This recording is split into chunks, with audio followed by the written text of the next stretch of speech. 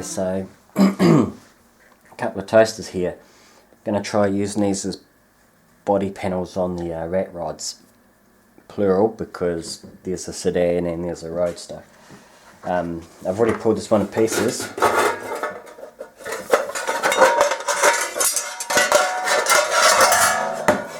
Into its two halves here. So when you're looking at metal, you've got to be creative. So when you flip that up that way, see this curve, this line here and this curve here. Oh shit, hold on, that coffee's going to go flying. See this line here and this, how it curves around like that? That looks a lot like the rear of a sedan. So if you put that like that, see that shape that you start to see there? And that's just an upside down toaster. So I can cut this out, cut it along there, get rid of all this, and just use this top piece and this rear piece, and that'll give me the basic shape for the sedan, which will end up, I think it's going to be like a panel van, so this will be filled in.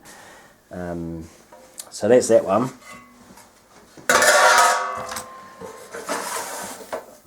This toaster here, you can see, was turned into like a trailer, old caravan type looking thing. This was used in trailer derbies when I was track racing. I'll put a linkage here. If you're on a PC it'll work, if you're on mobile it will not.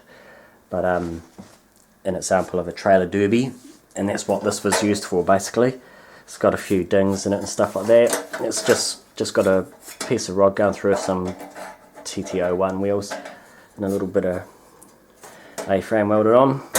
But this one also has some interesting curves. Let's see if I can get this in the camera. See this, the way this curves like that? This here could be the back of the roadster, and this comes down where the trunk is. So you would, let's see, you'd do it that way. I don't know if this is going to zoom out. Hold on.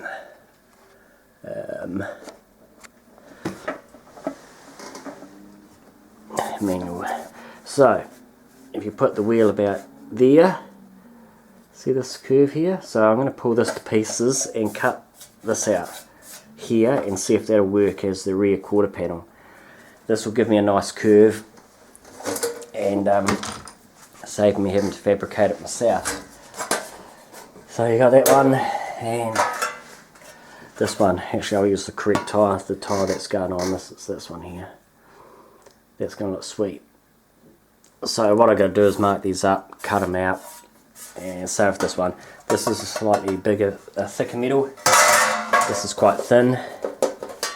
I don't like the way that's brushed like that, so I might knock that back with my mate's sandblaster to pit the metal and get rid of this brushed look, because that just won't work at all, because it will be vertical instead of horizontal, and that just won't look right. So that's what I'm going to try and do. Today I'm just going to cut these out, eyeball them, see if they're within Kui's range. If it's within Kui's range, I'll use them as the rear quarter panels. If it looks totally whack, it's back to the drawing board.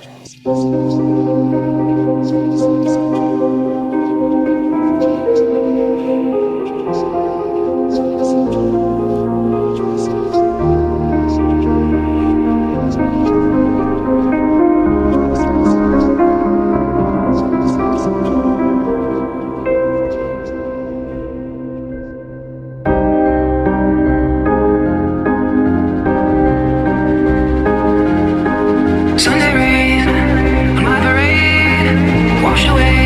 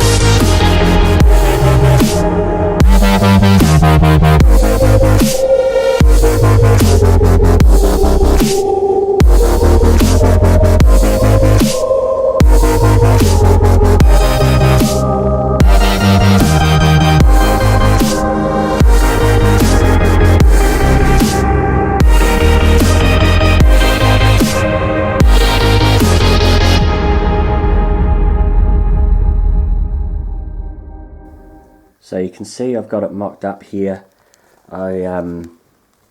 This is a rough mock-up at this stage. I need to cut these chassis rails, and I need to move these in so they're pretty much where they need to be. And once these are where they need to be, then I can trim along the top and around here, scallop that bit out around where the guy sits.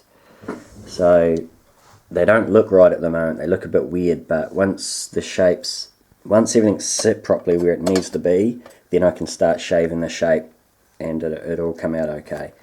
So it's just a matter of doing things in the right order. So we'll get back out there. There'll be a lot of looking and thinking and pondering before making any cuts from here on in, and I'll be making tiny cuts and lots of them, so I doubt I'll be filming quite a bit of the next part of the process, but I'll throw some on anyway and we'll see how we go. There might be some skips. Alright guys, let's get out there and get it done.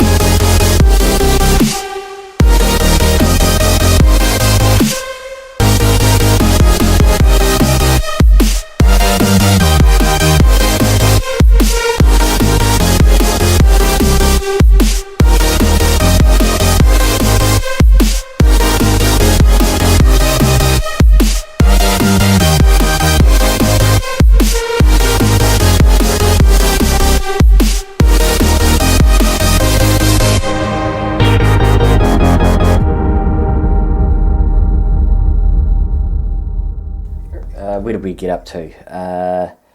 The rear quarter panels are coming along. They still need to be scalloped out, cut around here to match the height of the doors, and actually cut shorter. I may cut it, or I might put a swage line in there to be a rest for the door. This is a temporary hole here where I'm putting it through the axle at this stage. I'll probably cut all the way down so they can slip off and on. So the deal with these is that I've been a bit slow on this build. For you guys, it's just this video this week, but I started this when I started cutting up the toaster probably about 3 weeks ago. I've really been cautious about the way I'm doing this. There was an interesting saying I heard on CYC CNC channel. Guy John I'm subscribed to. I just love CNC, you know. I could watch that all day. Strange. I'm a strange boy. But anyway, he said there you can get a thing called paralysis through analysis, which I thought was quite an interesting idea, where you can't commit to, you know, you overanalyze the thing and you can't just get on with getting on. And I'm suffering from that a wee bit with this because I'm so worried about messing these up. But I'm at a point now where they sit about right on this here when I mock it up. So I know my width, I've got to have this line here for these two. So the next thing I'm going to do probably is I'm going to decide to make a wooden jig to get these set where they need to be together, and I'll probably weld, well, I need to test that theory because it's very thin. I'll make a wooden jig and get these together as a single piece with the bit across here and across the back, and then I can figure out mounting to here, because I'm struggling a bit with thinking concepts about how I'm going to mount it all. I want it removable so that it's possible to get into things like this, and for maintenance if need be. I don't really want to hard weld it onto the chassis, but we'll see where it takes me. So yeah, it's been 3 weeks to get to this stage. It's kind of ridiculous, but that's what it is. I've also been working on lots of other things, projects not related to RC at the moment. The other thing that you've just seen in the wee fast forward cutaway thing is I did these stenciled the doors and weathered them a bit, but I've knocked them back with the sander, mainly around the bottom here, and scuffed them up to look a bit rusty. So the two doors, and you might be thinking, why did I give them different numbers, which is kind of dumb, but it's actually the same number. If this was on a car and it had a large number, a bit of the 2 here would be on the cowl, and on the other side it'd be a bit of the 3, so it's actually 372 when you put it together. But because they're oversized numbers, if you put that onto the this, part of the 2's cut off, see? So it looks like the doors were pulled off another vehicle and put onto this one, but the numbers appear different just because of the way that the numbers sit. So that's why the numbers are different. I have had these outside for a week now, 1 week outside, and I've been spraying it with salt water a few times a day, every day.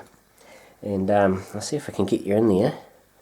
There ain't one skerrick of rust coming up on this stuff. A week outside being sprayed with salt water. Nothing. Nada. So the composition of this metal that they use for those server cases, it's very good stuff. But it's not good for what I'm trying to do with it. And I want that to rust up.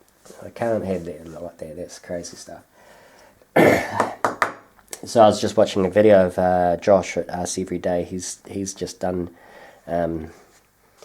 the number on the side of his pickup, and he was talking about weathering some of the steel he's got for his rat rod, and some people were suggesting to him to try a solution of peroxide and salt water. So I've just been using salt water, so maybe that's the trick.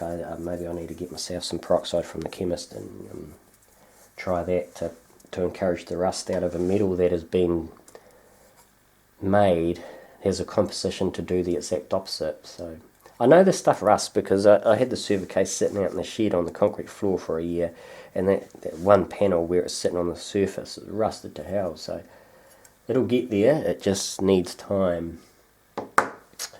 So that's work in progress. Oh, you may remember I was talking about perhaps putting the stencils on and hitting it with the sandblaster to take the paint off of these, and then just having an iron oxide rust number, but that didn't pan out tried it at my mate's workshop and it didn't pan out, so I just painted the numbers on.